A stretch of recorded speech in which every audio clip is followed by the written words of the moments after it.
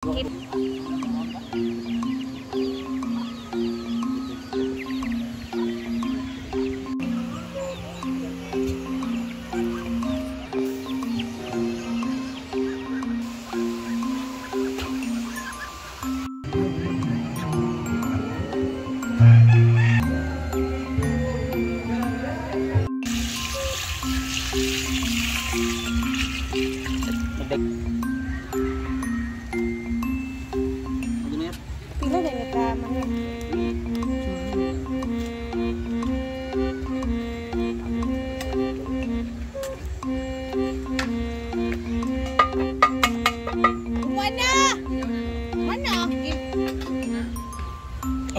nara mag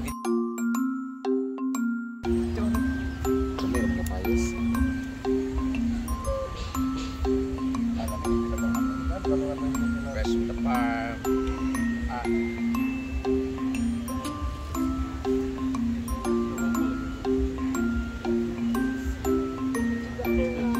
Ito na kurang sila tanong ako kung pagpunta. Palingon ko paling hindi pag-experience ko ha. Pag hindi mo pati. Asin lang. Sahot na lang. Dagan na yun na yan. Hindi lang halin din nila. Okay.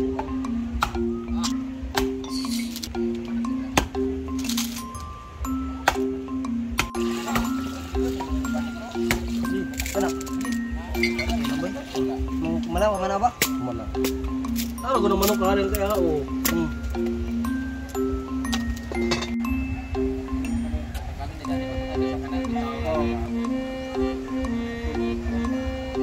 Ang Bisayang manok, tatlong Bisayang manok yan guys ha, kasi para yan sa mga hangover kagabi dahil sa acoustic. So luto na, tanghalian na tayo.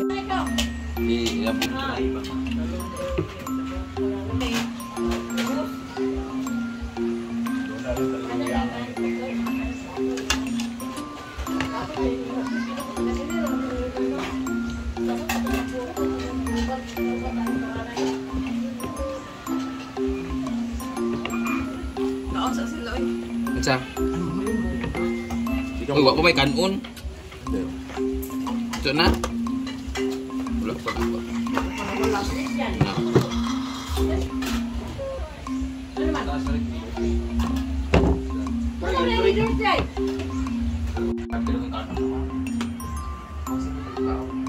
Ang over ba, Ma'am Shiji? Wala na ba masarap? Ito yung gusto ko. Bisayang manok. Ay, perfect na over.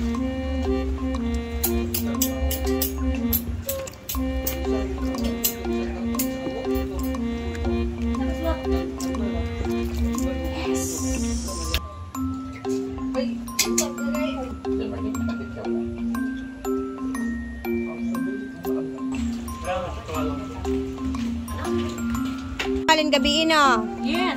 Dagan imong nahalin nga kuan beer. Mga hangover, kaon na, mga bilar. Mga bilar-bilar.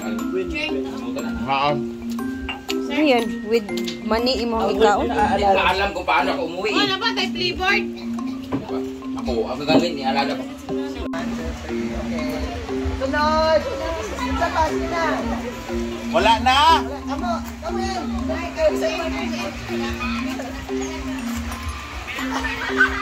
One, two, three, 1, 2, 3, 1, 2, 3, okay. Kaya tumayan.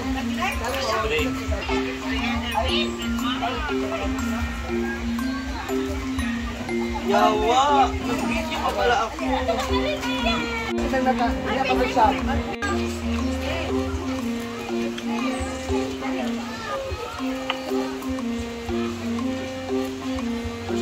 Eh sabi, kasi makaingon ni mga first time ni Britney sa Kapayas. Bagay yan no. Wala may naglako si Tinong Kapayas. Bagay yan no. Wala mag-dance Kapayas nga laya. Hala, lain kay tinanaw si Britney. Bagbaklay ha, pagkibit. Utahan ka man. Hala.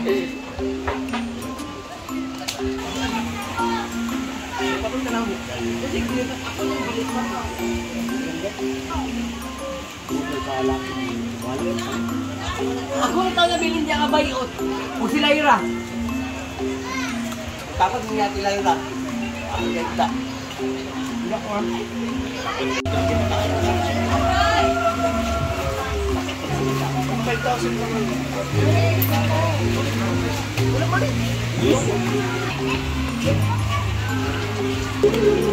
Nakasala sinang na.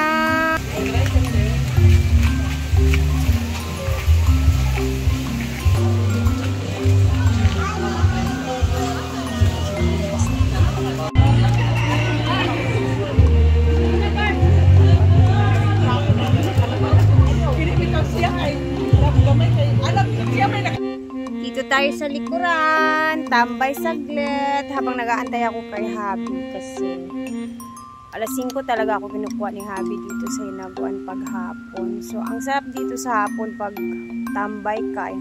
Meron ako dito ayan lemon with honey kasi ayun nang anong nakarang araw medyo natamaan ako ng ulan ba. So medyo masakit na naman yung lalamunan ko at parang sisiponin na naman ako at meron na naman akong upo. So andun sila nagkakanta-kantahan. So kagabi talaga guys, sobrang daming tao talaga dito kagabi. Ayan, ang daming tao dito kagabi and enjoy naman sila tingnan at parang iba talaga yung ambience dito kagabi sa acoustic nila. Since hindi nyo man nakita yung acoustic kagabi dito, hindi ko man na-upload dito sa YouTube. Though naka-upload na sila madam sa page. Ako din ako sa page kagabi.